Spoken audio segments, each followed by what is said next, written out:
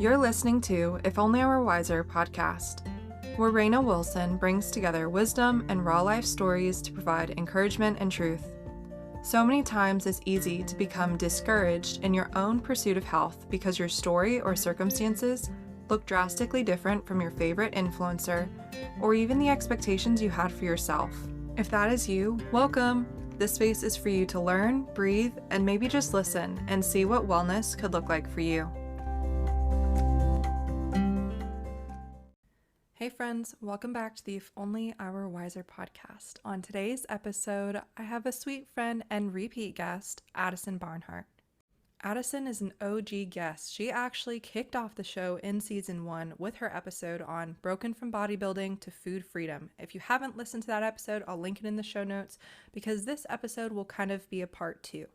So in this interview, Adison breaks it down about what freedom really looks like. We see it on social media. People talk about intuitive eating, healing, and finding food freedom, but what are the tangibles and what is the fruit of what freedom actually looks like?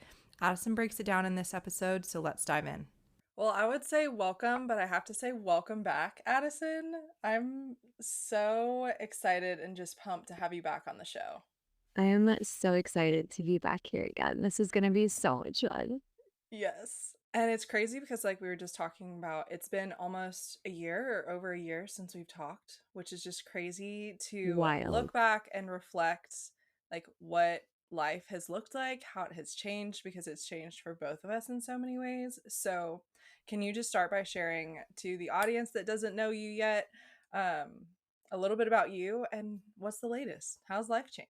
Yeah, life has changed in like the best way. But a little bit about me, I am a registered dietitian and I work with more of the disordered eating disordered world.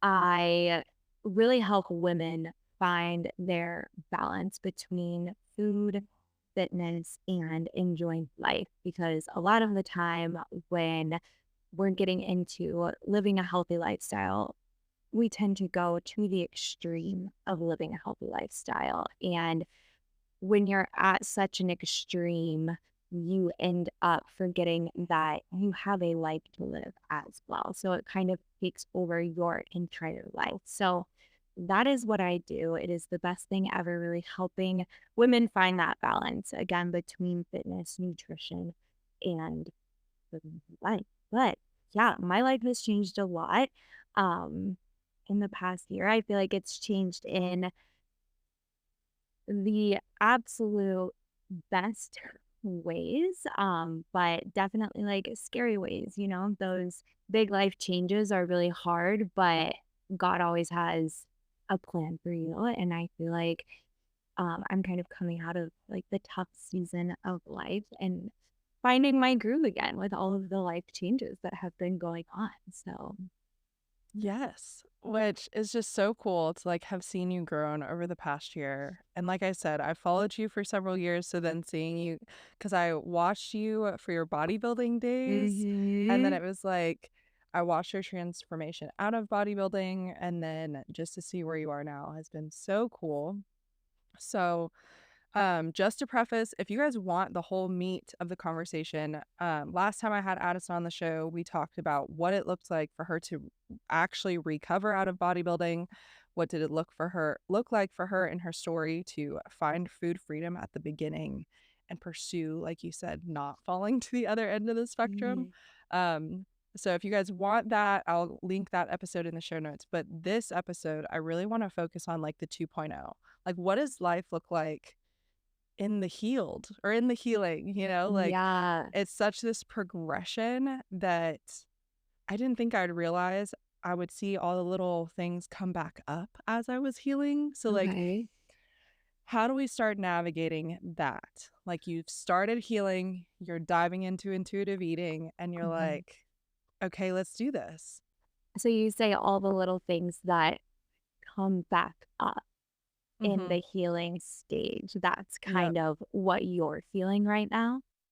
Yeah, it was just weird, like, early on in my journey, and I would say I definitely have progressed through that, so it's, like, not as Good. often, but I remember at the beginning being like, "All right, I'm gonna eat again," And then it was like all those other voices came back. Yeah, So how do we like absolutely. start preparing our heart for, okay, we've committed to intuitive eating. We have a plan. We've hired a coach. We're Mhm. diving in healthy this time. Yeah, How do we stay the course? yeah.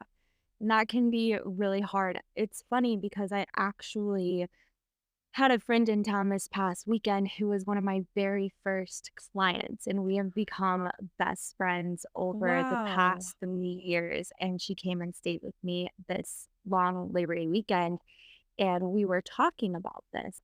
She had mentioned how that's always going to be a part of her, and she doesn't think it'll ever go away. And Mhm. like I said, I still have those voices in my head every once in a while. They're not there super often. And I do think the further along you are in your journey, the less those voices are going to come up or those thoughts are going to come up. But being recovered doesn't mean that you aren't going to experience those thoughts. And it means that you're easily able to not react to them. Or I actually saw an Instagram post yesterday that was like, I know I'm healed, or you're healed when these experiences or these thoughts or these voices don't trigger an emotional reaction. Mhm. So once you can have the thought or have the experience or whatever it may be and it not trigger you emotionally, that's healing. It doesn't mean that you're never going to have those thoughts again because they have been part of your life. They're part of culture, like they're part of our society. So to think that you're never going to think that way ever again is impossible, in my opinion, because it's so ingrained in our culture. Um, but yeah, she was saying that. And kind of the difference, I feel this is the conclusion that we came to this weekend. The difference between, you know, myself and one of my clients is that I am constantly, because I've been through all of this, of course, like everything you've gone through, everything my girls have gone through, like I've been through it as well. That's why I do what I do. And the difference between myself and my clients is that all day, every day, I am educating myself, updating myself, continuing to learn, continuing to teach. I'm reminding myself of this stuff all the time. Whereas my clients, they're not constantly being reminded of all of the things with intuitive eating and all of the things, of why they shouldn't go back to restriction and whatever it may be. So she had said it's very important to continue to do the work. Like, this isn't just done. You don't just get to this place of freedom. I think you do recover for sure. But I think if you don't continue to remind yourself of it and work on it, it does end up kind of seeping its way back in because, and I think that's something as a coach and a dietitian that I have a really hard time remembering is that I do this all day. And it's not that it's any easier for me, but the work that I do on myself is ingrained in my literal work. So Right.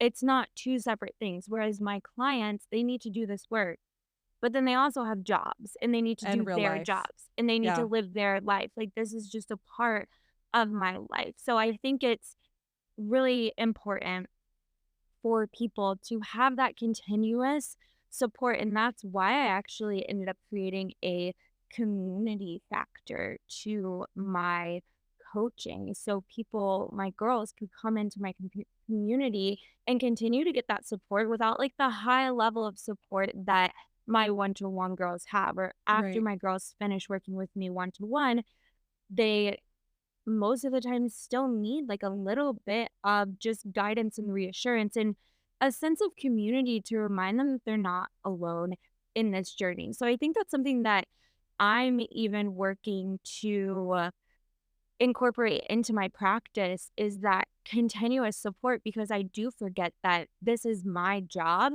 and it's easy for me to constantly be reminded of all of these things because I do it all day long every single day. So having my client and one of my best friends in town this past weekend, was really helpful for me to see, like, no, this is actually a need. Like, people, Mhm. my girls do need this continuous.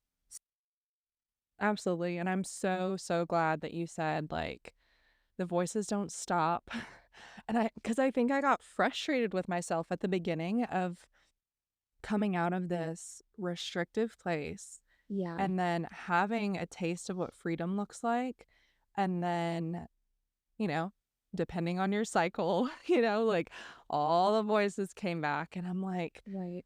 wait a minute, like, I've done the work, I've been focusing on this, like, where has this come from? So I'm just so glad that you were able to touch on that, because I think that might be a sticking point, or where I know so many women get bent out of shape or just discouraged because they think that, "Oh, Mm, am I not healed? Am I not recovered? Did I not do, quote, enough to not deal with hearing the voices and the lies over and over again?" But you're exactly right. It's in our culture.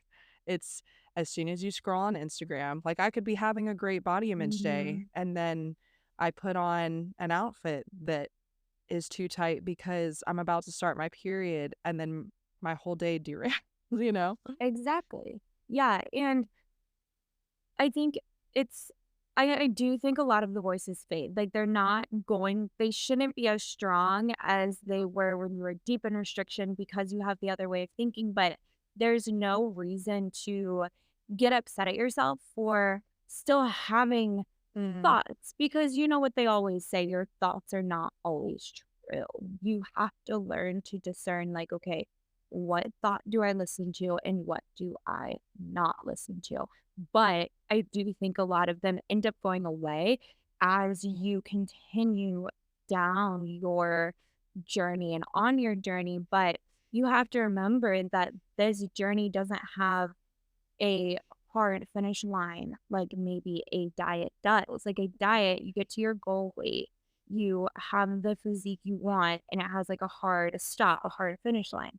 This Sure. journey just kind of keeps going through, especially different seasons of life. Like, when you get married, when you have kids, when you lose your job, like, you're going to Mhm. have different stressors in life that affect your eating habits or your thoughts around food. And a lot of those stressful events are going to bring back your restrictive behaviors, because most of the time, restrictive behaviors come from a need for control. So, Mhm. as you go through stressful times in your life, you are going to want to go back to restriction, just like the client that was here this past weekend. She is going through a really stressful time in her Yeah. personal life, and those voices come back stronger because that is her way of coping. But the first step to not listening to those voices is being aware that the reason these voices are so strong is because my life feels out of control. Yeah. I'm so glad you touched on that, because I would definitely say, looking back through my life stages, whether it was getting married, becoming a mom, dealing with the postpartum, like, snapback Mhm. culture, Yep. um, and then just coming through waves of just real life, I can Mhm. definitely see where those voices have come back over time to I mean, the devil is good at his job, like, Yep. he is gonna do anything and everything in his power to not remind us of how beautifully and wonderfully we're made, you know? So if that's his full-time job, then Right. I need to be prepared. Like you said, awareness is the first step to know that once I'm aware that I'm gonna have a healthy and unhealthy self, you can be prepared to fight the lies. Yeah.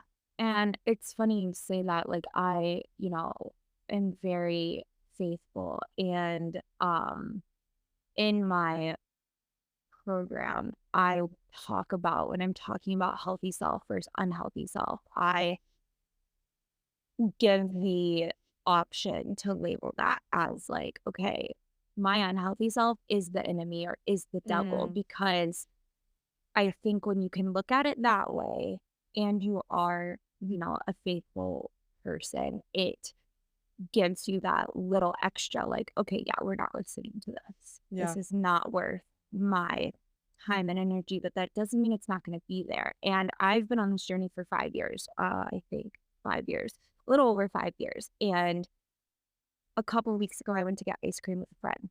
Mhm. So this is like a perfect example of how these don't go away, but now it's easy for me to laugh at and be like, "Oh yeah, like that's a dumb thought." But we got ice cream and sadly enough, I walked out of the ice cream shop and ended up dropping my ice cream cone, Mhm. like Yeah. fully just dropping it. I was like, "Wow, I feel like a little kid. I'm so mad about this." Yeah.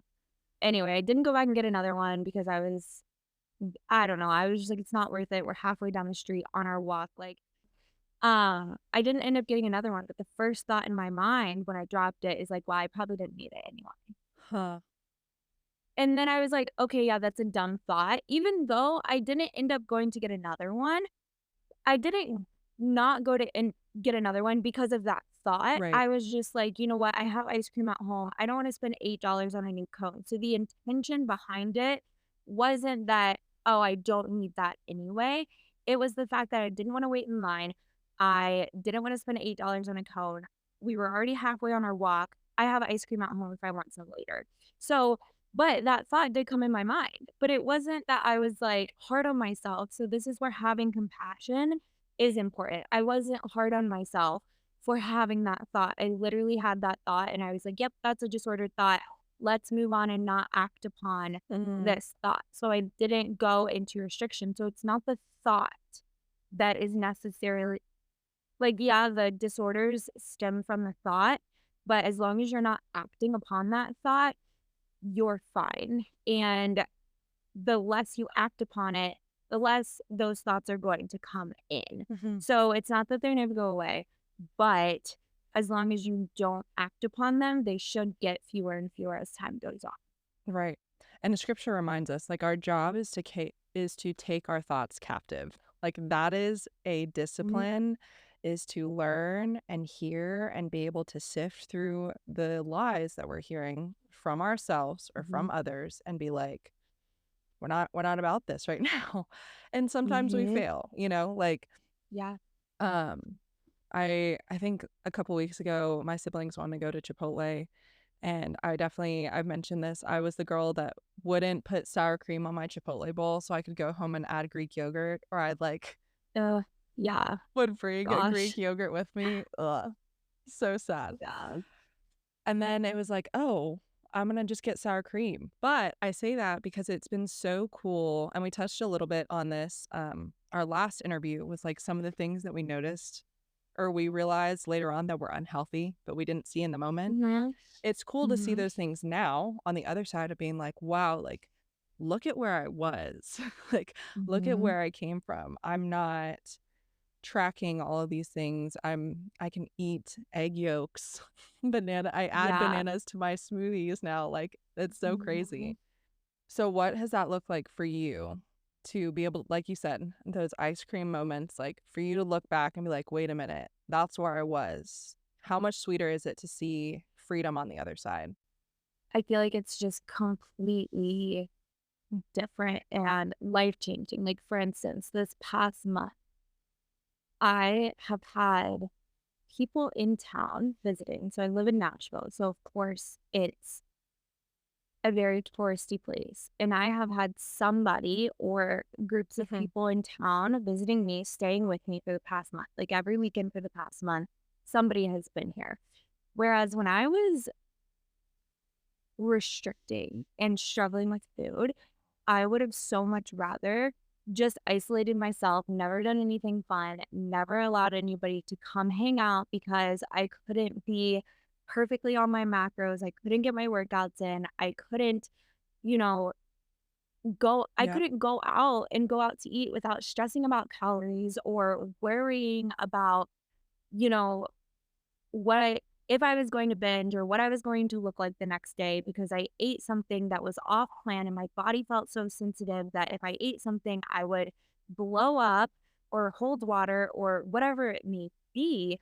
So being able mhm, to have people in town and not I haven't been to the grocery store in 3 weeks, and that's not something that I really recommend to people. Of course, I think it's really important to prioritize living a healthy lifestyle and fueling yourself adequately, but I've yeah, literally eaten every single meal out for the past 3 weeks because I've had people in town. I've been doing things. I've, you know, Right. just kind of been going with the flow. And that's something that when I was restricting and struggling with an eating disorder, I would have never been able to do. Or same thing with going to the gym. Like every single weekend, I've taken basically Thursday through Monday off of working out. Whereas in the past, taking that many days in a row off of movement, I would have completely had a panic attack. And it's cool to,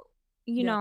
be on the other side of a month of craziness and fun and social events and not feel so hard on myself or so down on myself or feel like I've got off track or even feel different in my body. I feel the exact same in my body as I did a month ago. And I think it's so Mhm. cool to I think that's probably the best part of food freedom and healing is that you are so much more flexible and go with the flow. And I'm still driven to live a healthy lifestyle and prioritize my health and feel good in my skin and, you know, take care of my physical health.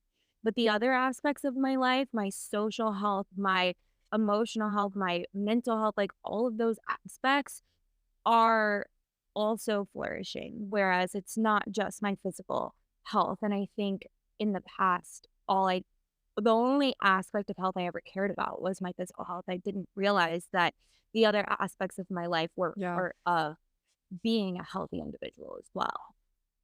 Yes, definitely. Like looking at health as holistic health, like that Mhm. is your spiritual foundations, that is your emotional health, that is your mental health. And Mhm. it's so much more than what you eat or what your body looks like. But one of the things I think that's come up, or I've seen it in conversations with friends, is and one, we both know this. Intuitive eating is not a diet. It's not this new trend. It's not this Mhm. new like lifestyle shift. I mean, it's a lifestyle Right. change, but I don't even like using that word.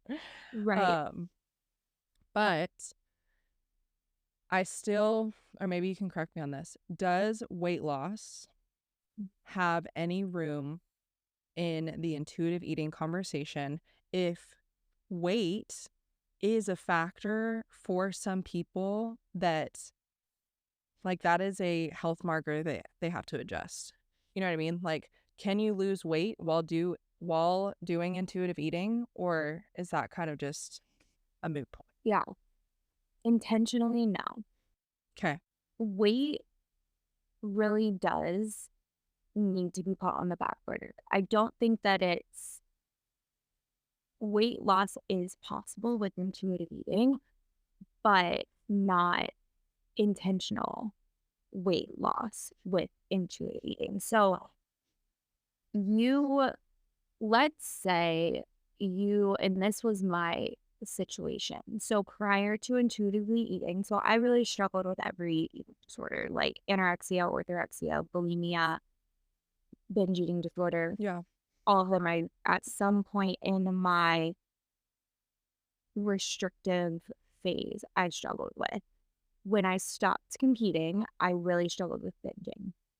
Yeah. So when I and that was right before I started getting into intuitive eating and going on my intuitive eating journey. So when I was binging, I ended up gaining quite a bit of weight. And once I started intuitively eating and getting back in touch with my body, my weight did drop because I was eating at a level that was what my body needed rather than binge eating. So once I healed binge eating, my weight did decrease a bit. And when it comes to Mhm. so I think weight loss can definitely happen, and that's something that I tell all of my clients because most of the time that is their primary concern when it comes to diving into this. It's like I still want to lose weight, and I think every single human being in society wants to lose weight because that is so idolized in our Yeah. culture, and it's not something that you need to be ashamed of. It's very natural to want to lose weight in society. So it's not something that I'm ever like, "Oh my gosh, wanting to lose weight is so bad. Like, that's not necessarily true because what else would you wanna do? You Right. want to lose weight because everybody wants to lose weight. You want to fit into society, and losing weight is how you do that, or Mhm. being on a diet is how you do it. And so, it's not wrong to have that desire, but we do a lot of work in terms of reframing that desire and kind of starting to just get rid of this idea that you can or you should control your weight, or you do need to control your weight, or you do need to, you know, diet or change your body or whatever it may be. So, when it comes to needing to lose weight for health purposes, that's kind of the question you had asked. Yeah. Um, I do believe that health is a weight is not a behavior, and health is going to come from the behaviors that you do have.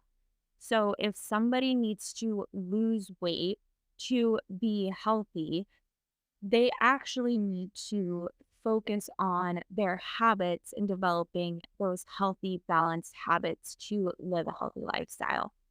And for me, that's important. Mm. For 99.9% of my clients, living a healthy lifestyle is important. Being their healthiest self physically, mentally, socially, emotionally, that's important to them. That's not important to everybody. And it's important Yeah. to remember that health is not it's not a moral value. You don't have to be healthy and live a healthy lifestyle to still be considered a human being. Like, we kind of forget that. And again, it's important Yeah. for me, it's important for a lot of my clients, but it's not important for everybody. So if somebody doesn't care about their health, that's not for me to judge. And that's a choice that they can make. And I think a lot of times in society, we just think negatively of these people who don't care about their health. And again, that's not the way that I'm going to live my life, but that is the way some people want to live their life. And that's fine. I'm not going to judge them. It's just like people who have different views on, religion or political matters. Like, okay, that's how you want to live your life. That's not how I'm going to live mine. So, Sure. people who need to lose weight for health reasons, okay. Or I would say, let's focus on health benefiting behaviors rather than weight loss if you do care about your health, not focusing on the weight loss itself. Mm. Because if you're, let's say, you're higher on I don't believe in BMI, but let's just say your doctor says you're overweight or you're obese or whatever, but you have health Sure. promoting behaviors and you live a healthy lifestyle and you're doing all the things, your lab volumes are fine, all of the internal things are working properly. Why do you still need to lose weight? You just are wanting to lose weight because society thinks that you should be in a Mm. smaller body, right? You're not actually doing it for health purposes. Yeah. I think that's such an important distinction. Like you mentioned, the ability to navigate your own beliefs, you know, Hmm. like, and people are going to disagree. But I think the distinction here is a diet for fat loss or weight loss is not intuitive eating. No. And it's also not going to be sustainable. So it's like, what's the point of doing it when you're going to be back at square one eventually? Right. And then if you have a history of any kind of disordered eating patterns, and then I think it's not always the case, but it's very easily a slippery slope. If Hmm. you come from a history of disordered eating patterns and then want to step into a focused cut Right. dieting season, the next 12 weeks, I'm going to just, do this and then I'll go back to my intuitive eating. I think you're right. Like it is a slippery slope. Yeah. And in the case that you're right, like maybe fat loss or weight loss is a marker to improve your health. I love how you said there are health behaviors. Right. There are foundational principles from intuitive eating Right. that you can take and probably apply if you medically need to lose weight, right? Like it's different conversation from you want the last 5 pounds gone or you need to lose 50 pounds Yeah. because your heart can't take it, like that's a different conversation. But it's like, okay, if you need to lose 50 pounds because your heart can't take it, what are your behaviors? Let's just take Exactly. weight out of the conversation.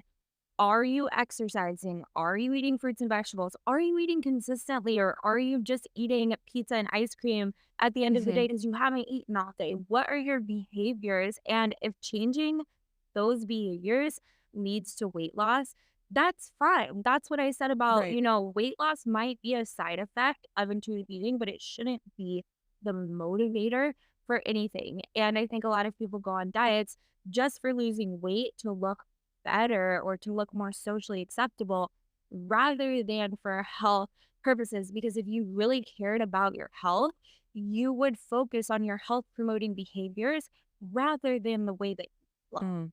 Yes, absolutely. Which I think I'm curious your thoughts on this, because I think the pendulum in my story has swung both ways. I went from super restrictive, Mhm. all the Mhm. sugar-free things, all the like calorie-free substitutes to almost the orthorexia side of wellness Yeah, culture. same. So, Mhm. because then I think there's another side.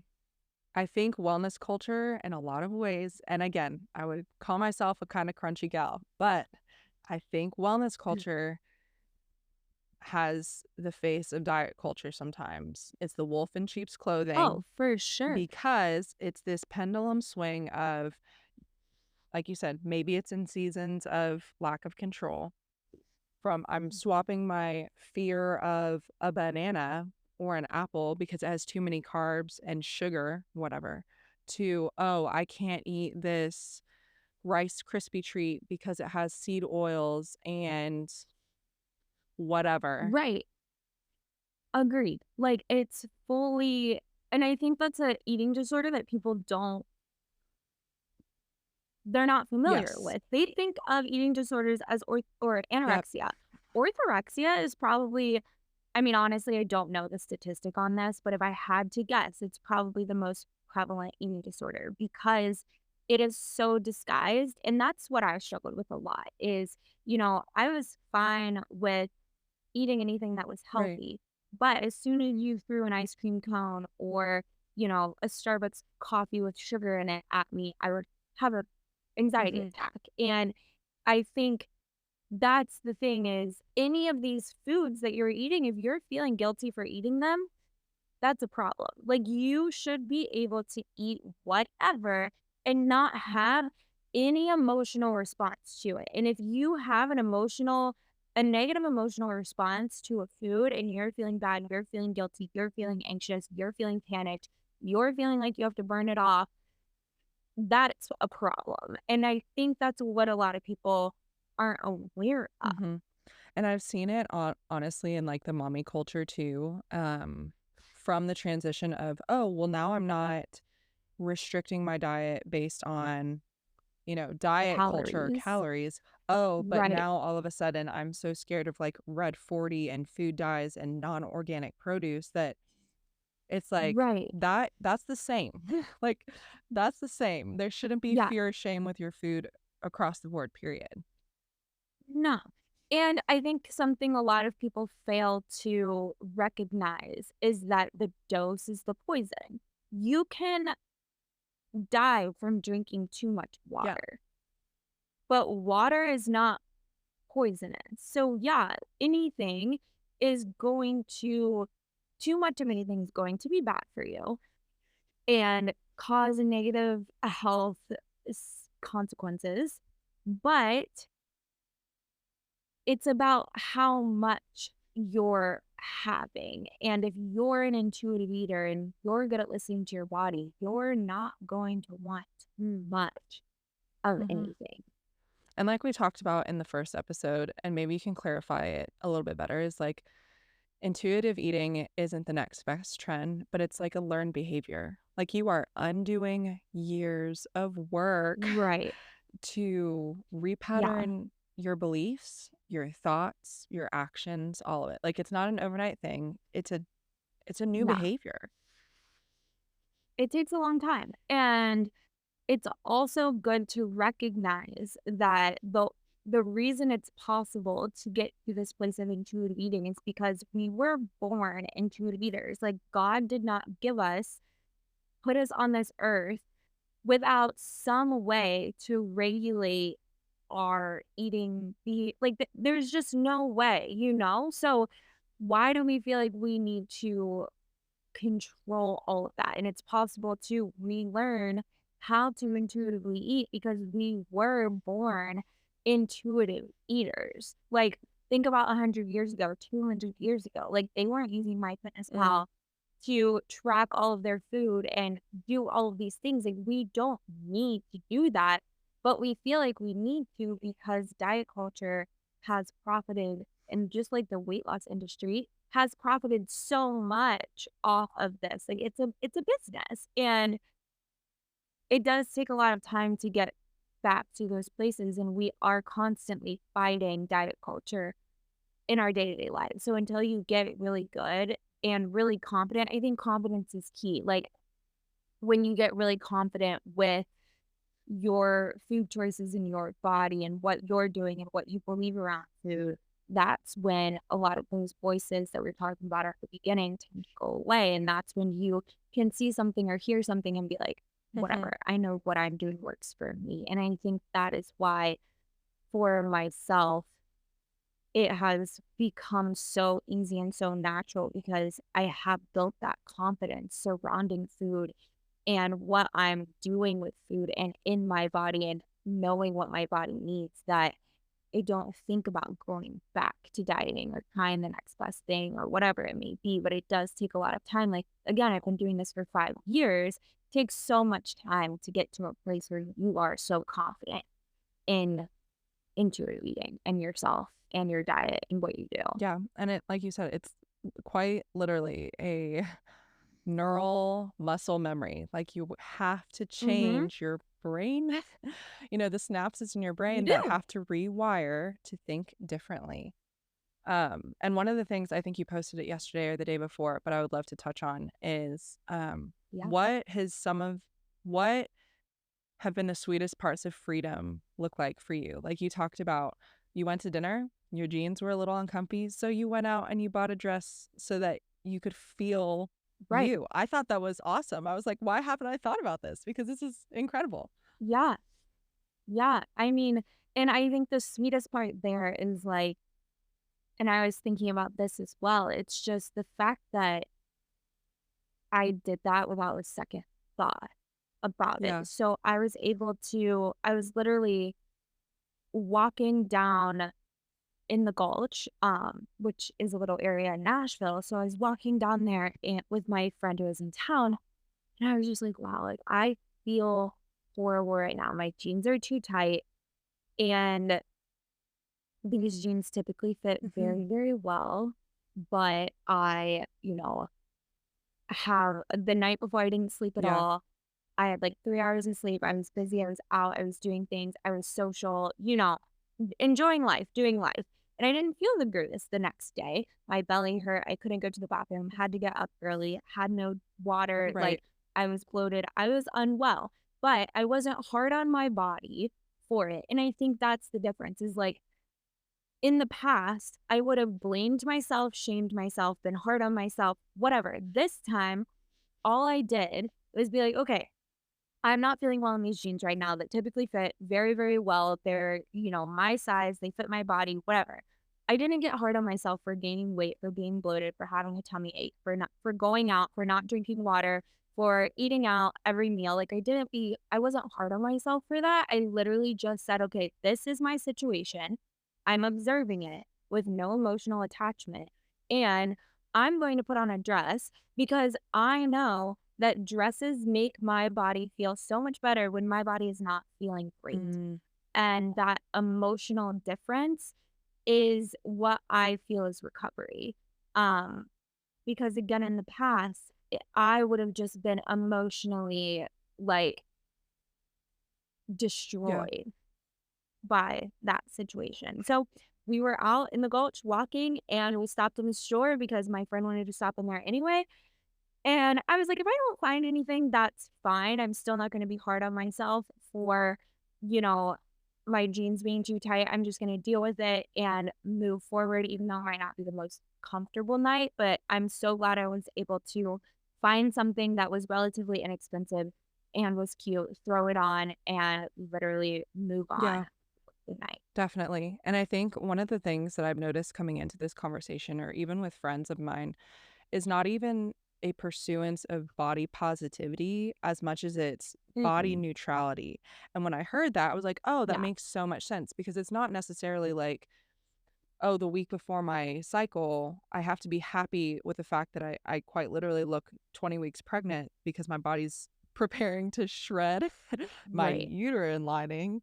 I don't have to be happy about that, but I definitely don't have to be shameful.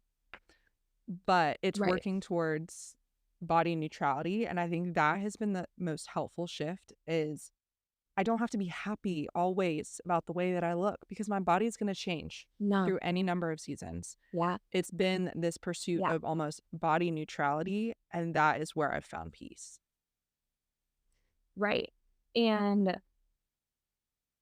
I I think it's cool if you can get to this place of body positivity, but you have to remember that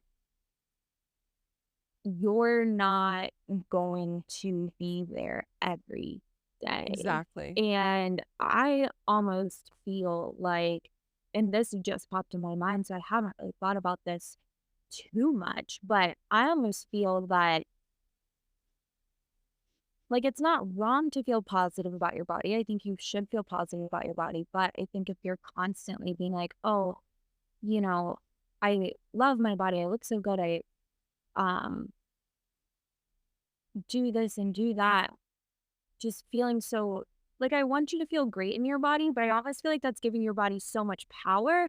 And then when you're not feeling good, that's going to affect you so much more. So I feel like just being at this place of acceptance and accepting your body on your good days, on your bad days, on whatever day, and just not even giving it power, just being like, this is my body. It's not something that Yeah. affects me emotionally. Again, that emotional attachment situation is still there. It's just, it's not something that makes me happy or makes me sad. It's just, this is my body and it allows me to live my life. That's body Mhm. acceptance.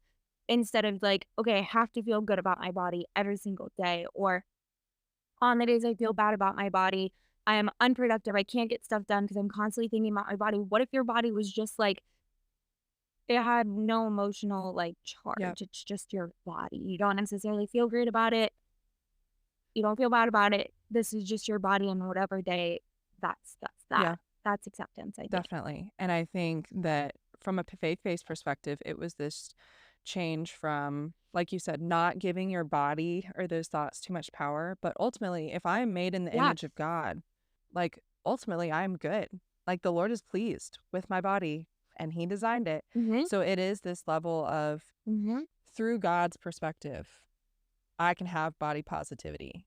But in the days that I'm human, which is Yeah. 99% of the time, regulating that emotional response is what brings healing. Because even the other day, I think I saw it on Facebook, this woman that I thought had the like perfect Mhm. body posted what she looked like as she progressed through the month on her cycle, which I think is so important just for women to understand, period, is how their body and mind shifts with their cycle. Yeah. And she just did like a week to week frame of this is what my body looks like during my period. And then it was like, this is 2 weeks out. This is 3 weeks out. This is the week before my period. And then I like seeing the compilation, I was like, wait a minute. I always beat myself up on the latter end of my cycle, which I know the research shows that my mind is Yeah. already against me during that half, anyways. But to see it on somebody else, I was like, if that's Right. what I look like, dang, like I can be so much more neutral or like you said, take out the emotional aspect of that. And it was just this like beautiful reframe for women in particular that if you have the awareness of your cycle, you're going to change. Then from a spiritual perspective, also knowing like you can have body confidence and body positivity because the Lord made you Right. perfectly. That doesn't mean you're gonna love yourself perfectly every day. Right. Yeah. And kind of, I want to touch on the spiritual side of things in a second, but Yeah. not even just like monthly body changes, but daily body changes. I have a lot of clients come to me Mm. being like, by the end of the day, my belly is so much bigger. And it's like, yeah, because you ate all day and you put food in your body and Yeah. you're drinking water and your belly's expanding. That's normal. And I think a lot of people think that that's not normal for their body to expand or their belly to expand throughout the day. So, yes, monthly, your body's going to change, but also daily. And this is why not giving your body that power is so important because changes are going to happen. The only constant about your body is that it's going to change throughout your life, throughout the day, throughout the Mhm. month. And if you are expecting yourself to be so positive about your body every single day, as soon as a change comes around, you're probably going to feel negative because where is this positive aspect coming from? It's coming from this like ideal body Yep. situation, but you can't have this your body's not constant, it's going to change. Um, and that's kind of another thing in the spiritual side is like, it's so cool that your body changes as your life changes. Mhm. That is like such a cool thing that God designed our body to do. Even Mhm. being pregnant and like having a baby, like that is so cool that your body is able to produce another human being. And the fact that we have this bounce back culture and you have to get back to your pre baby size and weight. And like I've never had kids, so I not yet do I understand Mhm. fully, but it's like, why is that a thing? Like, I know. we have the ability to our bodies have the ability to produce an entire human being, and we're hard on ourselves because we've gained weight during pregnancy. This is why I just don't think weight gain should be something we should ever think about. Mm. I don't think your weight is something that is important in any way, shape, or form. Your behaviors are important. How you're taking care of yourself is important if you are somebody who cares about being physically healthy. And again, you don't have to care about being physically healthy. Is that me? No. Am I going to judge other people who don't care about that? No, Yeah. because that's not my choice. Right. And my friend sent me a video the other day of like it was just this like funny video about like I'm going to fully accept my like grown woman weight. And Hmm. I like it's funny because in my like early 20s I wouldn't consider myself like a grown woman in whatever regard. But then I Hmm. remember talking to friends of like after I had my son because of body changes I was nursing, whatever, Hmm. I weighed less than what I did in high school. I didn't chase Hmm. that. It was. So then I like had this like moment of thinking like I pursued this number on the scale for so long in high school and my early college years. And then I had a baby and then I got there not of my own accord just because like that's where my body naturally rested. And now I'm like not nursing as much. My son is in a full toddler chaos stage and I'm gaining weight again. And it after seeing that video my friend sent me, I was like, well, Raina, like, no, like no shit. Like Yeah, you shouldn't weigh what you did in high school because you're a grown woman now. And right. embrace what does it look like to embrace your grown woman body? Yeah. And that's a great example of how your body is going to change as life changes. And not having this idea of this is where my body has to be allows you to just flow with those changes in your weight because it's going to happen. Even whether it's gaining weight or losing weight, those Yep. changes in your weight is going to happen as life continues. Now, drastic changes, there's going to be something kind of off or wrong Sure. about that. But these fluctuations, these changes in your weight, like, within, I would say 20, 30 pounds, like that's going to happen. And Mhm. your life, you have to go with it, flow with it. And I Mhm. think that's the best thing about being accepting of your body and not being so emotionally attached to the way that your body looks, whether that's positive or negative, you can flow with those changes so much better and easier. Yes, definitely. Well, Addison, this has been the conversation I needed and just the Oh, one I that we love were so that. excited to have for such a long time. So, since our last conversation, you've launched your course and your like Okay. mentorship collective. So, where can our community get plugged in with you? Where can they find that? Um, and just get plugged in. Yeah. So many changes actually have happened. So I now have a website, Woohoo! AdisonBarnhart.com, which is wild to think about. Like that's been my biggest project this entire Mhm. year is creating this website and the course, of course. My I don't know when this podcast will launch, but my next opening for the course will be in October. So I think, I don't have a date yet, but I think October 1st, I will open the doors and have them open for just a couple of days, close the doors to that. So right now there's a wait list. So everybody who gets on a wait list will be able to have access to the course when the doors open again. So I do have that. You can learn more about the course on my website, learn more about coaching, learn more about me and what I do as a whole. On my website, it's so cool to have a website to like refer people Yeah. to. Um, so yeah, I do have that. The course is really helpful. Just lots of information. I think there's 15 hours of video content that helps you heal your relationship with food, different activities to go through, a community. That's the best part of the Yeah. course is having access to the community with women who are going through the same thing, as well as having access to me to answer your questions, give you support, all of those things. So yeah, we can probably link the website Yeah, in of course. the description. But yeah, doors will open for the course in October for holiday support. I think that's a really, great need for support during holiday. Yeah. For sure. And I'll tag you on Instagram and get you connected there. But I'm curious, since our last conversation, how you'll answer our closing question. But Mm, if you had any wisdom that you could share with your younger self or for our community that is listening, what would you share? yeah. I can't remember what I shared last time, but hopefully it's not the same because this is what popped in my mind when I was reading through this morning. Jump into the uncertainty. Maybe that's what I said Mm, last time. I don't know. We'll have to go back and look. But jumping straight into what scares you, straight into the uncertainty, because that's where you're going to grow and change the most. And I know this journey of healing your relationship with food, of healing from disordered eating, eating disorder, that's completely letting God take the wheel and like, you know, giving up control and jumping into that uncertainty. And I know it's scary at the beginning, but it's not always scary. And I think that's something, I said there's been a lot of life changes this past year in, relationships, my personal life, my career, my, building a website, launching a course, just yeah. lots of uncertainty and jumping into it.